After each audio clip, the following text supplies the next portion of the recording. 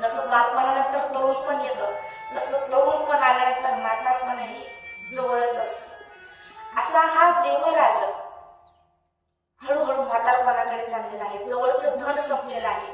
वैश्यश्रीजीला भरपूर त्याने पैसा दिला होता, भरपूर तिच्यावरती पैसा उधळलेला होता आणि आता हा एके ठिकाणी मंदिरा पिऊन असाच एके ठिकाणी पडलेला आहे, लोळत पडलेला आहे, ज्याला कोणी उचलायला तयार नाही. तर वैश्यश्रीनं त्या देवराजाला पाहिलं, उचललं आणि आपल्या घरी घेऊन आली. देवराजाने डोळे उघडले.